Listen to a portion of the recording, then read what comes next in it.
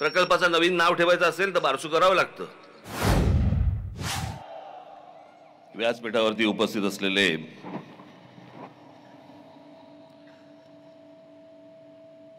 माझे मित्र, माझे जुने सहकारी नारायणराव राणे,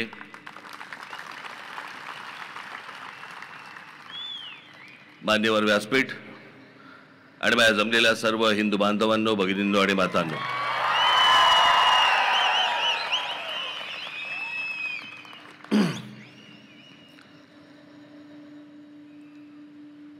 खरं तर त्या दिवशी गुढीपाडव्याच्या मेळाव्यामध्ये मी पाठिंबा जेव्हा जाहीर केला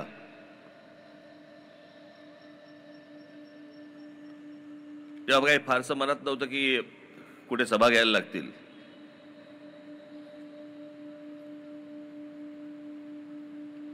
पण नारायणरावांचा फोन आल्यानंतर मी त्याला नाही म्हणू शकत नाही.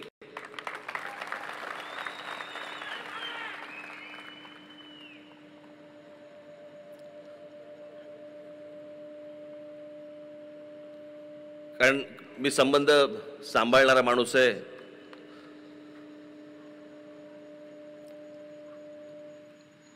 खरं तर नारायणरावांना या प्रचार सभेची किंवा माझी या मतदारसंघामध्ये आवश्यकताच नाही. ते निवडून आलेलेच आहेत. हे मी तुमच्या टाळ्यांसाठी बोलत नाहीये.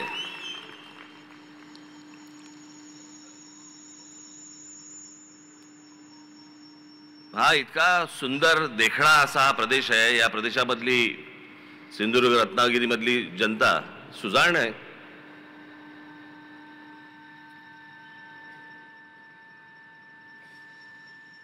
साधी गोष्ट बघा, मी सुजाण अशा अर्थाने बोलतोय की महाराष्ट्र राज्याला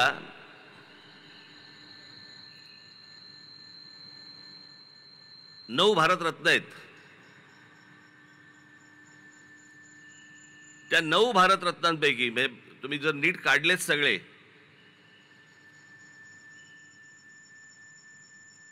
तर त्या 9 भारतरत्नांपैकी जवळपास 7 भारतरत्न हे एकट्या कोकणामधून जातात.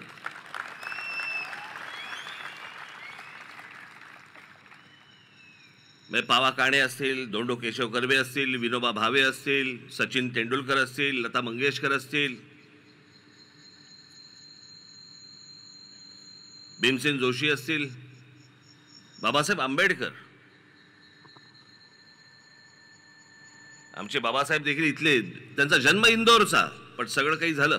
आणि त्यातलं सगळ्यात महत्त्वाचं म्हणजे त्यातले 4 भारतरत्न हे एकट्या दापोलीतले आहेत.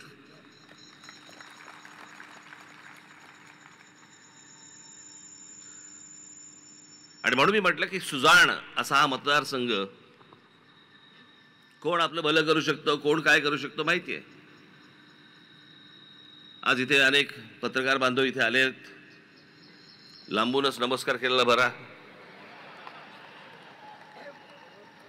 कारण यावेळेला मी ठरवलं होतं की कोणाला मुलाखती फारशा द्यायच्या नाहीत. मुलाखती ज्या द्यायच्या त्या विधानसभेला, त्याच्यामुळे तसे फारसे कोण जवळ यावेळेला आलेच नाहीत माझ्या. पण पाठिंबा जाहीर केल्यानंतरची ही माझी पहिली जाहीर सभा.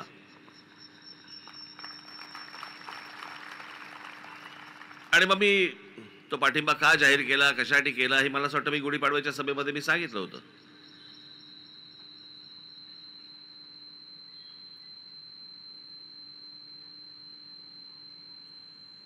मी तुम्हाला एक गोष्ट सांगतो, मी ना सरळ चालणार आहे असा. माझ्या माता भगिनींनी जरा कानात बोटं घालावीत, कारण मध्ये मध्ये आमच्यातले ठाकरे जेनेटिकली प्रॉब्लेम येतो.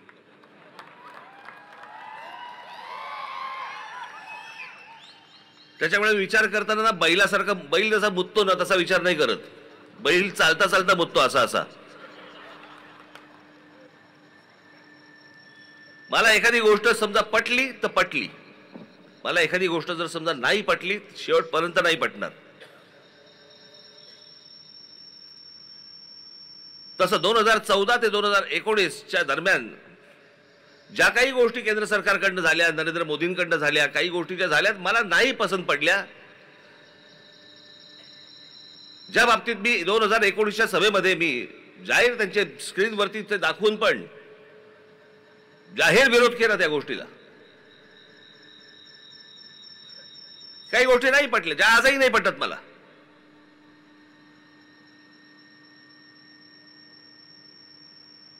आणि मला असं वाटतं या बाबतीत आपण मोकळं असणं गरजेचं आहे की बाबा ही गोष्ट मला तुमची पटलेली नाहीये, या गोष्टी तुमच्या मला पटल्या.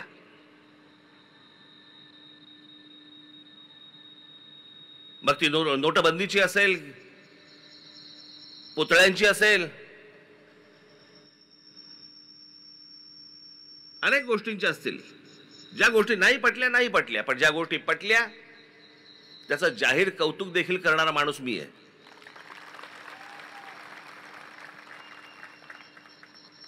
ज्या प्रकारचं 370 कलम काश्मीरमधनं रद्द झालं, किती वर्ष ऐकतोय.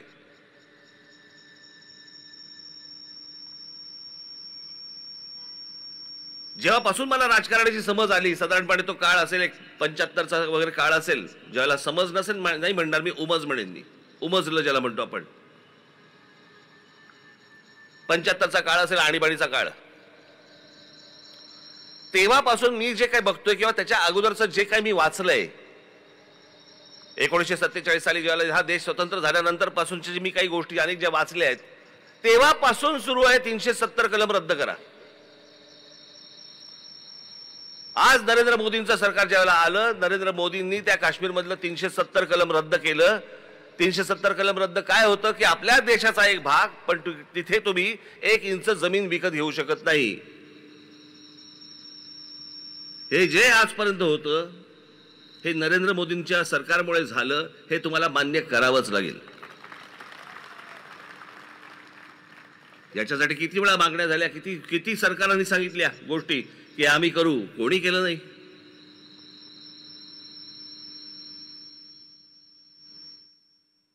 ज्यावेळेला बाबरी मशिदीचा विषय ज्यावेळेला आला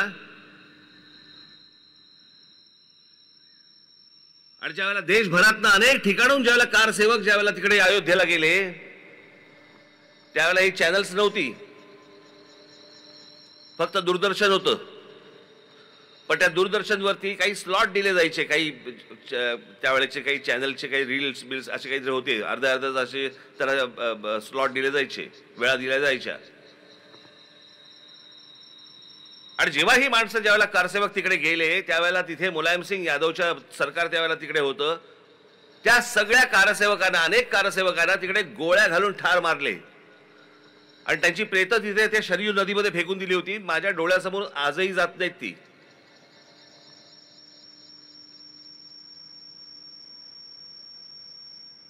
कोण कुठचा बाबर आणि कुठच्या बाबराला सांभाळणारे आमच्याकडच्या अवलादी.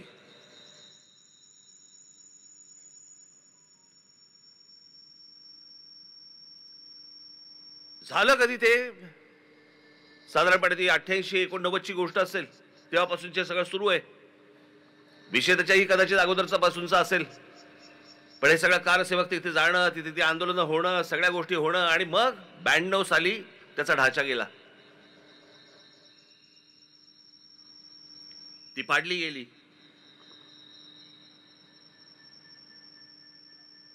ब्याण्णव साली झालेली गोष्ट आहे ती, 92 साली. त्यावेळेला त्याच्या अगोदर ते सगळे कारसेवक जेव्हा मारले गेले, आणि आता नरेंद्र मोदींचं सरकार असताना कोर्टामधनं राम मंदिर बांधायची परवानगी मिळाली, आणि आज त्यातला पहिली फेज ज्याला आपण म्हणतो, पहिला भाग राम मंदिराचा आज उभा राहिला. तिकडे रामलल्ला तिथे उभे राहिले, प्रतिष्ठापना झाली. जसं काश्मीरचं झालं तसं राम मंदिराचंच आहे. मी तुम्हाला निश्चित सांगतो की नरेंद्र मोदींचं सरकार आणि त्या काळातलं सुप्रीम कोर्ट यांच्यामुळे हे राम मंदिर उभं राहिलं आणि त्या कारसेवकांच्या आत्म्यांना शांती मिळाली. नाही ते शक्य नव्हतं. ज्या गोष्टी योग्य आहेत त्या योग्य आहेत, ज्या गोष्टी अयोग्य आहेत त्या अयोग्य आहेत.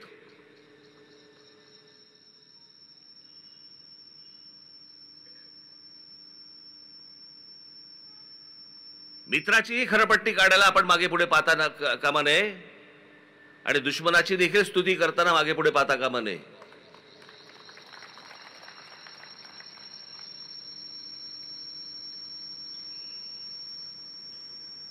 आणि मग मी विचार केला या सगळ्या गोष्टींमध्ये या देशाचं काय झालंय, या देशामध्ये ज्याला उभी फूट हा जरा थोडासा विचित्र शब्द वाटतो, पण व्हर्टिकल स्प्लिट ज्याला म्हणतो आपण,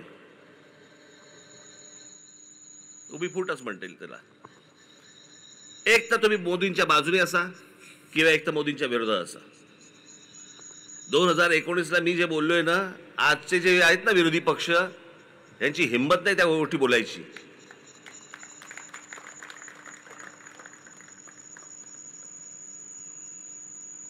कारण माझा हेतू स्पष्ट होता, माझा उद्देश पूर्णपणे पारदर्शक होता. हे आताच्यांसारखं नाहीये माझं. मला मुख्यमंत्रीपद हवं होतं, मला मुख्यमंत्रीपद दिलं नाही. मला ही गोष्ट हवी होती, मला ती गोष्ट दिली नाही म्हणून मी विरोधात. मी नव्हतो तसा. मला भूमिका नाही पटली म्हणून मी विरोधात केला.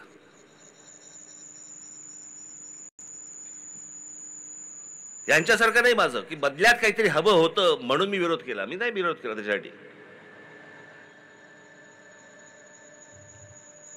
आणि जर समजा काल उद्धव ठाकरे इकडे येऊन गेले ना, हे तुमचं ज्याला ते अडीच वर्षाचं जे काही झंगाड होतं ना, 2.5 वर्ष मला द्या, 2.5 वर्ष तुम्हाला घ्या. समजा असं पकडूया की त्यावेळेला भारतीय जनता पक्षाने मान्य केले असते तुमची 2.5 वर्ष, आज बोलला असतात का? हे जे आज तुम्ही जे बोलतात हे बोलला असतात का? नसता बोललात. कारण सत्तेचा बोळा कोंबला असतो तोंडात. मग आता काय बोलणार?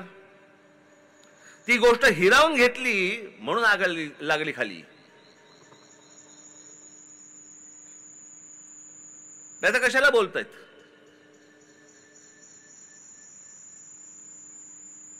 काल इकडे येऊन त्यांनी सांगितलं की म्हणे काय कोकणामधले उद्योगधंदे हे गुजरातला जात आहेत. वा रे वा. 2014 ते 2019 त्यांच्याबरोबर सत्तेत बसला होता तुम्ही. 2019 ते आता किती, 2020-22 ते काय जे असेल ते काय 23, तेव्हा तुम्ही मुख्यमंत्री होतात. म्हणजे या महाराष्ट्रामधल्या गेल्या 10 वर्षातली 7.5 वर्ष उद्धव ठाकरे सत्तेमध्ये होते. का गेले उद्योगधंदे बाहेर? का नाही विरोध केला तुम्ही? उद्योगधंदा आला की यांचा खासदार विरोध करणार, आमदार पाठिंबा देणार.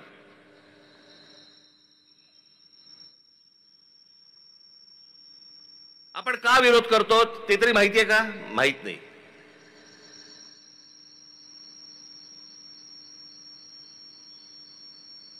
जैतापूरचा अणुऊर्जा प्रकल्प कोकणाचा नाश होईल. तिथे जर समजा स्फोट झाला तर काय होईल हे चालन तुमच्या समोर. मी बरोबर बोलतोय? बरोबर ना? त्याचा स्फोट झाला तर काय होईल? मी एक यादी वाचून दाखवतो.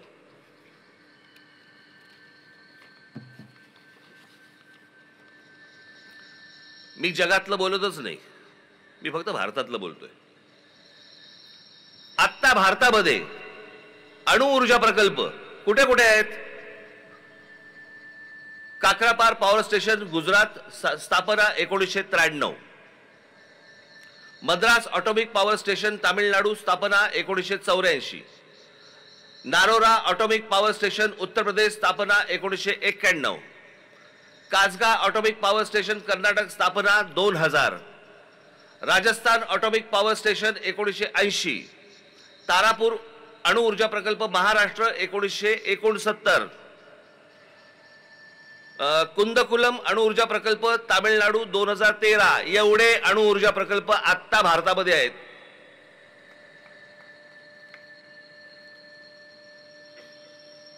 आणि सगळ्यात महत्वाचा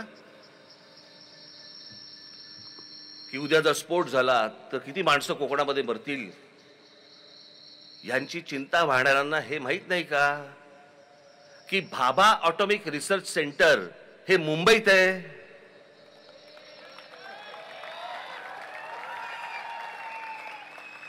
न्यूक्लिअर रिएक्टर स्फोट झाला तर कसला स्फोट होतो? न्यूक्लिअर रिएक्टरचा स्फोट होतो. न्यूक्लिअर रिएक्टर मुंबईत आहे.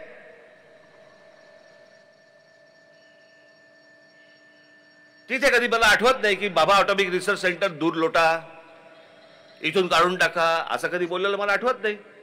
पण कोकणामध्ये प्रकल्प येऊ द्यायचा नाही. मग पुढचा कुठचा आता आला तो विरोध झाला, तो नाणार. नाणार मग यांचा खासदार जाणार नाणारला विरोध करणार, आणि मग लोकांना भडकवणार, बागायती शेती जाते बिते वगैरे वगैरे. माझं असं म्हणणे हे सगळं नंतर. नाणारमध्ये जेवढी जमीन आज ॲक्वायर केलेली आहे, लोकांच्या जमिनी घेतलेल्या आहेत, कोणी घेतल्या तो जमिनी, कसा रिकामा झाला, आणि नाणार तिकडे होणार, तिथे जमीन आली कुठून? बरं आली तर आली, इथेच फिरत असलेल्या अनेक दलालांनी जमीन लोकांकडनं कमी पैशामध्ये विकत घेतली. मग ह्यांनी नाणारला विरोध केला. मग काय, मग मुख्यमंत्री झाल्यावर त्यांनी सांगितलं काय, बारसू प्रकल्पाचं नवीन नाव ठेवायचं असेल तर बारसू करावं लागतं. आता म्हणे बारसूला हलवा. मग बारसूला म्हणे तिकडे 5,000 एकर जमीन तिकडे सापडली. आता बारसू 5,000 एकर जमीन सापडली कशी? म्हणजे कोणीतरी घेऊन ठेवली होती. बाबांनो, मी तुम्हाला जे सांगतोय ना, हे फक्त वरवर पकडू नका, याच्यामध्ये हे सगळे जमिनीचे व्यवहार आहेत. यांच्याच लोकांनी घेऊन ठेवलेल्या सगळ्या जमिनी, हे प्रकल्प आणायचा नाही आणायचा हे सगळं ठरवायचं. मग जिथे जमिनी घेऊन ठेवलेल्या आहेत तिथे जास्ती मुलांनी सरकार जास्ती पैसे देतं. म्हणजे तुमच्याकडनं 10 रुपयाला घ्यायची गोष्ट आणि सरकारकडनं 200 रुपये घ्यायचे, हे सगळे धंदे इथे कोकणामध्ये सुरू आहेत. आणि याच्यासाठी म्हणून पहिल्यांदा प्रकल्प थांबवायचा, जमिनीची किंमत वाढवायची, मग त्याच्यानंतर या सगळ्या गोष्टी करायच्या. हे सगळे धंदे इकडचे, हे सगळे आता लोकप्रतिनिधी आहेत ना, हे खासदार हा इथला, यांचे हे सगळे प्रकार सुरू आहेत. याला बळी पडायचंय तुम्हाला?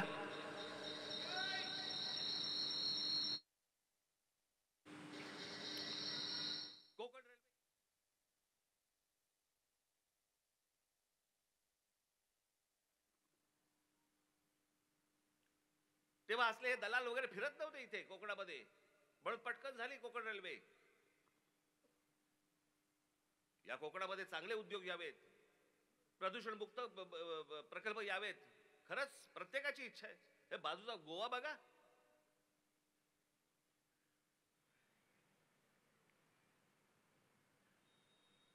अख्खं जग तिकडे जातं, जग.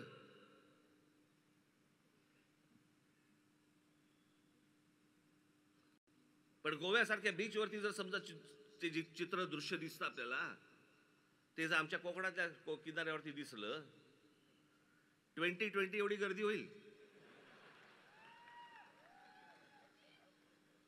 आणि मग आमच्याकडचं काय पालीभूत असतं काय? आमची संस्कृती बिघडते, आमची संस्कृती खराब होते. 2 वेळचं अन्न देऊ शकत नाही अशी कोणती संस्कृती हो?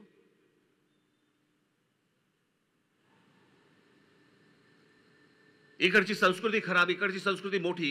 मग गोवा आणि केरळ तुमचं असंस्कृत आहेत लोक.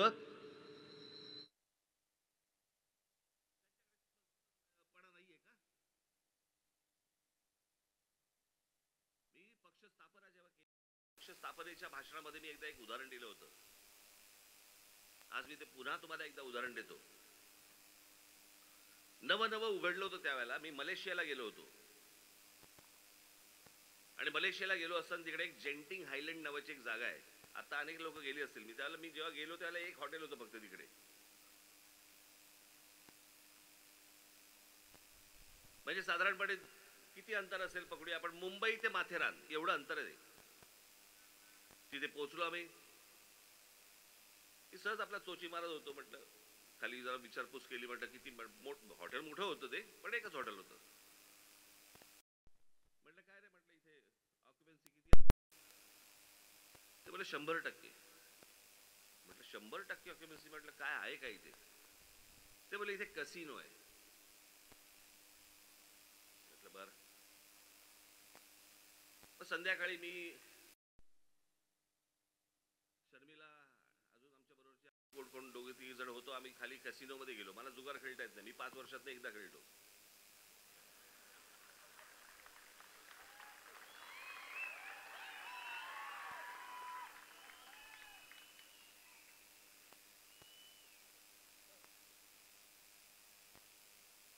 मग तिकडे आतमध्ये गेलो. ते काय ते भिंगऱ्या फिरवत होते सगळे. काय काय काय काय काय काय कोण काय बसले होते काय.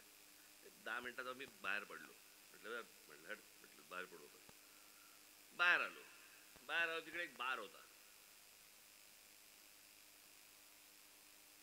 म्हणजे काय सांगायला नको ना. आपला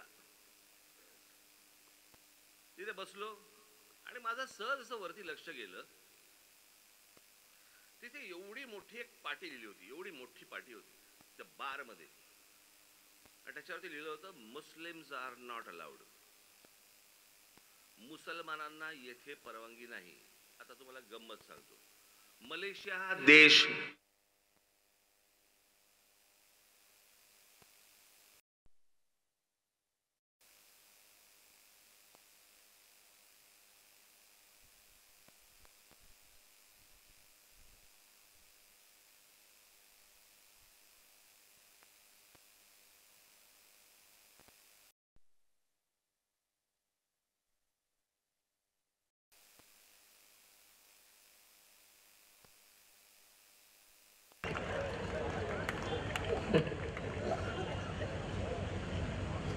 पण मी त्याला विचारलं, म्हटलं हे कशासाठी. तो बोलला की मुस्लिम धर्मामध्ये दारू पिणं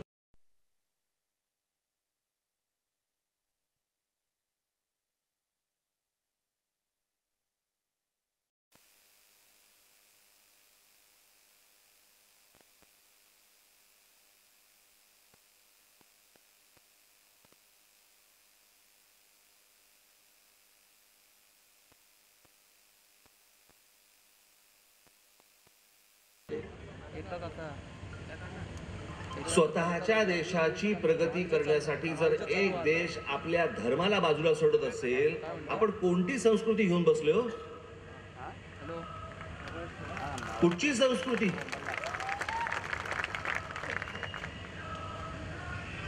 आणि मग आपला जो काय बाणा म्हणू आपण की बाय इथे आम्ही या गोष्टी होऊ देणार नाही, आम्ही ही गोष्ट होऊ देणार नाही, आम्ही ती गोष्ट होऊ देणार नाही. बाकीची राज्य पुढे चालली आहेत.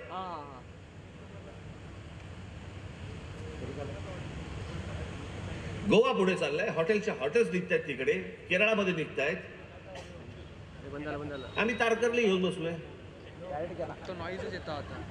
तासन तास बसलेत लोक. डॉल्फिन दिसत.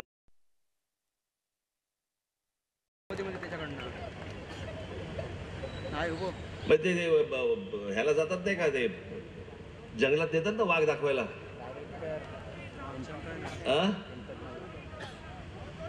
सावंतवाडीत डॉल्फिन आलाय.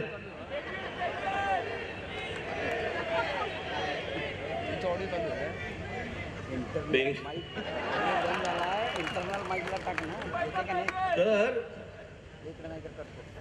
मला तुम्हाला सांगण्याचा उद्देश असा की या सगळ्या बाजूने इतका सुंदर प्रदेश मी तुम्हाला सांगतो. म्हणजे आपल्या कोकणामधला हा संपूर्ण प्रदेश आपला जो आहे ना,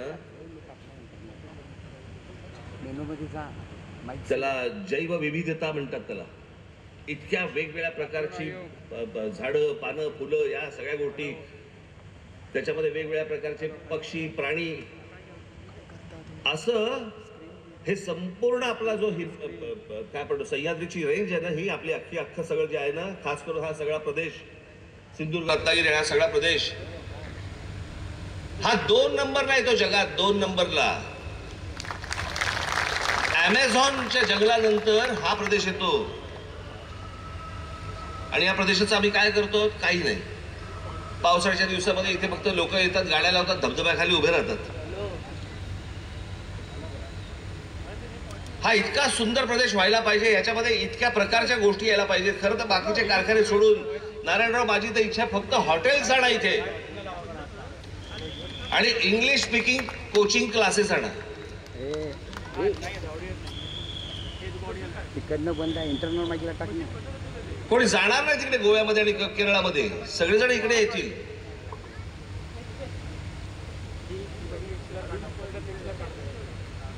जेवढा वेळ मिळाला मला अजूनही आठवते नारायणरावांचा 6 महिने मिळाले होते मुख्यमंत्री पदाचे. जर पुढची 5 वर्ष मिळाली असती ना कोणाला इथे प्रचाराला याची गरजच लागली नसती.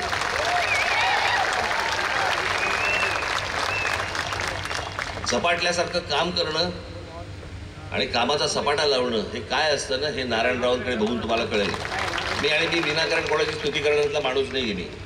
मला आजही आठवते नेहमी बाळासाहेब सांगायचे आम्ही कधी गप्पा मारत असायचो ना मला ते सांगायचे अंतुले नंतर जर कामाचा कोणी जर वाघ बघितला असेल सपाटा बघितला असेल बोले आपली नारायणराव.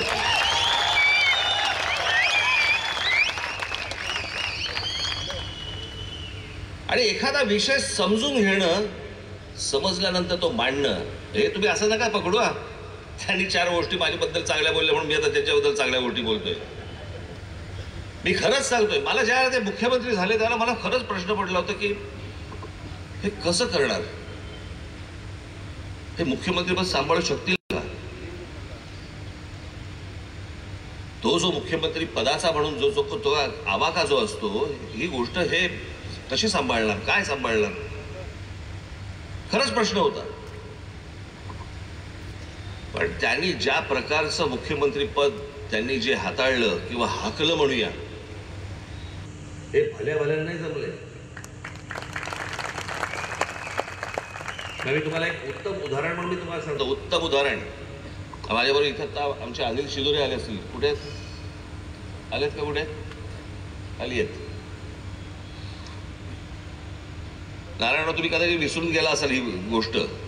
हे आमचे अनिल शिदोरे एके दिवशी आपले मोठी संस्था आपले अभयभंग माहिती आहेत ना तुम्हाला सामाजिक संस्था ज्यांचे अभयभंग या अभयभंगांना घेऊन हे आमचे अनिल शिदोरे एके दिवशी नारायणराव मुख्यमंत्री असताना त्यांच्याकडे गेले. सभागृह चालू होतं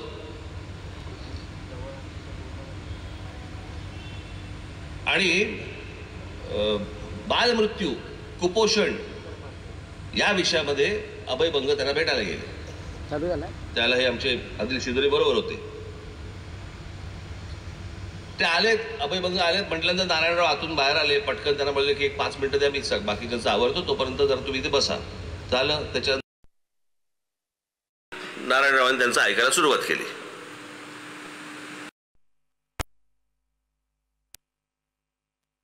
कुपोषित बालक हा विषय अभयभंग नारायणरावांना समजून सांगत होते.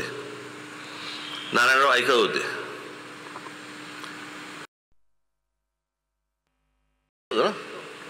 विरोधी पक्ष नेते असताना दुसऱ्या दिवशी नारायणरावांनी सभागृहामध्ये जाऊन जे भाषण केलं तो जो विषय ज्या प्रकारचा मांडला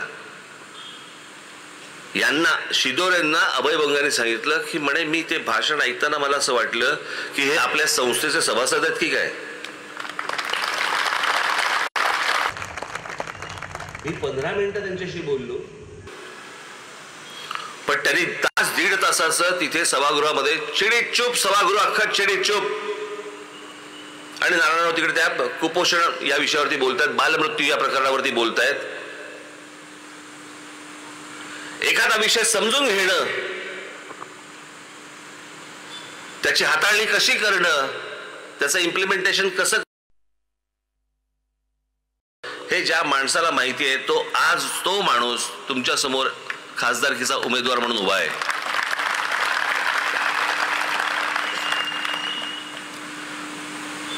माझी सिंधुदुर्ग आणि रत्नागिरीच्या माझ्या सर्व माता भगिनींना माझी विनंती आहे हात जोडून विनंती आहे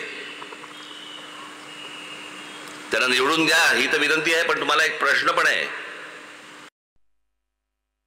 नुसताच बाकड्यावर जाऊन बसणारा खासदार पाहिजे का केंद्रामध्ये मंत्री होऊन कोकणाचा विकास करणारा तुम्हाला उमेदवार पाहिजे.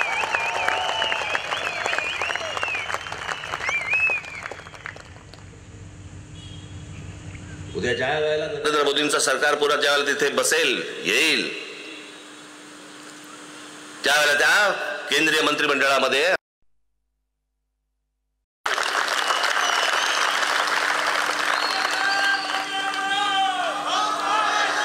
या कोकणा संदर्भातल्या माझे जे काही मत आहेत माझी जे काही स्वप्न आहेत मला जे काही म्हणायचं आहे मी अनेक गोष्टी त्यांच्यापर्यंत पोहोचवणार. आणि त्यांच्याकडे गेल्यानंतर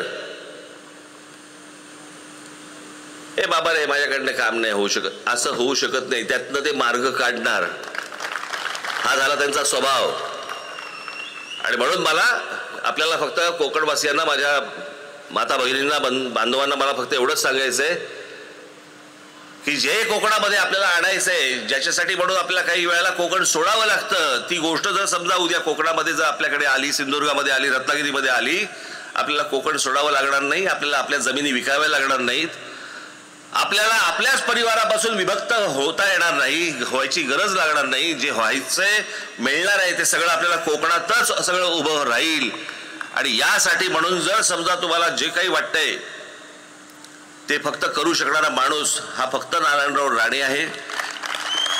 येत्या 7 तारखेला आपण नारायणरावांना प्रचंड प्रचंड प्रचंड मताने आपण त्यांना विजयी करावं अशी एक आशा अपेक्षा बाळगतो आणि आपण सर्वांची मी रजा घेतो. धन्यवाद. जय हिंद, जय महाराष्ट्र. देश विदेशातील प्रत्येक घडामोडींचे लाईव्ह अपडेट मिळवण्यासाठी आता साम टीव्हीच्या सर्व सोशल मीडिया प्लॅटफॉर्मला लाईक, फॉलो आणि सबस्क्राईब करा. तसंच सर्व नोटिफिकेशनसाठी बेल आयकॉन प्रेस करायला विसरू नका.